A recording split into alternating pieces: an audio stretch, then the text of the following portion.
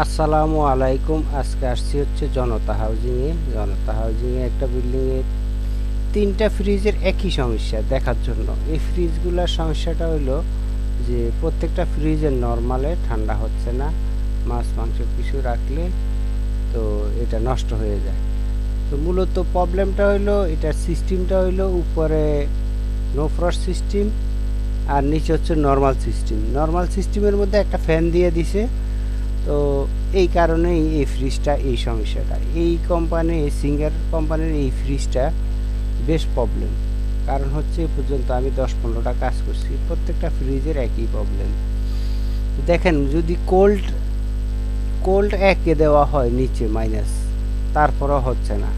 এর কারণ হচ্ছে যে যে ফ্রিজটা 2 বছর 1-1.5 বছর বয়স হয়েছে। 2 বছরে একটা ফ্রিজ কি হয়। তো ওনাদের ফ্রিজটা তিনটা ফ্রিজের একই সমস্যা। তো এখন এই ফ্রিজটার সমস্যাটা কিভাবে সমাধান করা যাবে? এই ফ্রিজটার মূলত প্রবলেমটা সেটা হচ্ছে যে ফ্রিজের যেই গ্যাসটা দেওয়া হয়েছে, এই গ্যাসটা নো ফ্রস্টের যে চেম্বারটা আছে, চেম্বারের মধ্যে সম্পূর্ণটা সংকুচিত হয়ে গেছে। সংকুচিত হওয়ার কারণে আর নিচে ঠান্ডা হয় না। এখন আবার এই একই জিনিস আপনার ফ্রিজটারে একদিন বন্ধ করে থুইয়া আবার যখন চালানো হয় তখন আবার নিচে ঠান্ডাটা আসে। তো মূলত এটা 100% সমাধান হচ্ছে এটা প্রথম থেকে আবার গ্যাস চাষ করতে হবে। গ্যাস চাষ করলে এটা সমস্যার সমাধান করা সম্ভব, এই ছাড়া এটা সমাধান করা সম্ভব না।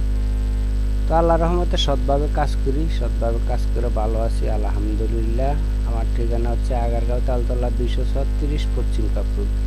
এটা একটা আর 600 গ্যাসের ফ্রিজ। এই হচ্ছে সার্কিটে কোনো প্রবলেম নেই, সার্কিটে 100% ঠিক আছে, সার্কিটে সব কিছু ঠিকভাবে কাজ করতেছে। আমি চেক করে দেখছি সার্কিটে কোনো প্রবলেম নাই।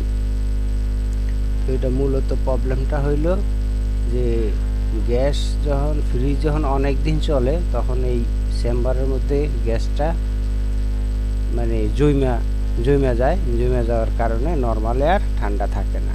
তো মূলত প্রবলেম হইলো এটা। ইনশাল্লাহ সমাধান করে দিব যখন ভিডিওটা